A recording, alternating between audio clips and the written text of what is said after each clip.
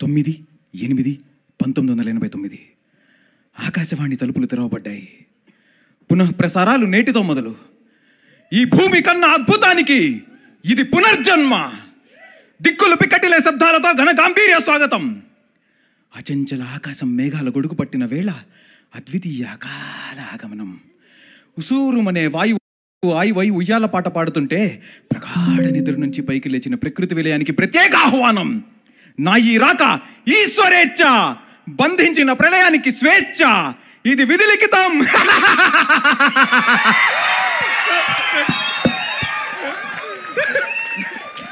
Thank you. సీనండి, cinema అంటే చాలా మందికి డ్రీమ్స్ అండి, చాలా మందికి హోప్.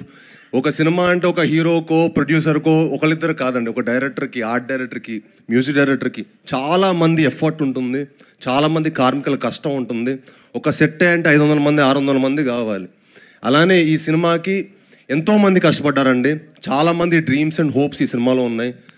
తప్పకుండా మీ అందరూ ఈ సినిమా చూసి మమ్మల్ని అందరినీ సపోర్ట్ చేయాలని కోరుకుంటున్నాను.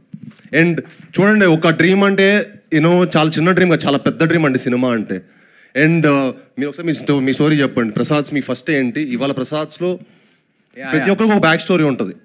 సో నాకు ప్రసాద్స్తో ఉన్న అటాచ్మెంట్ ఏంటంటే, నా చిన్నప్పుడు అంటే I come from a very middle class family.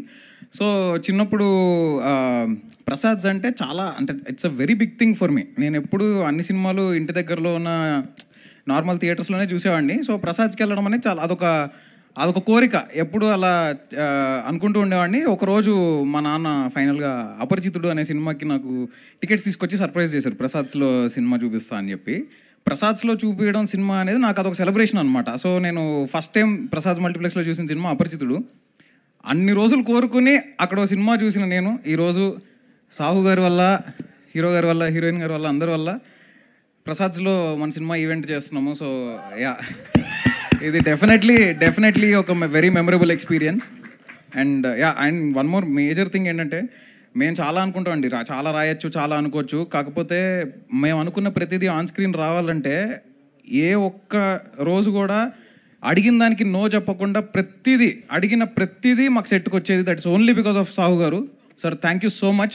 And ప్రమోషన్స్కి మీరు వేసిన సెట్ మీరు అందరూ చూసారు. యాక్చువల్లీ ప్రమోషన్స్కే అంత లెవెల్లో ఆయన సపోర్ట్ చేశారంటే సినిమాకి ఇంకెంత సపోర్ట్ చేసి ఉంటారో you can imagine. So thanks a lot. Thank you so much sir. Thank you Kaushik గారు.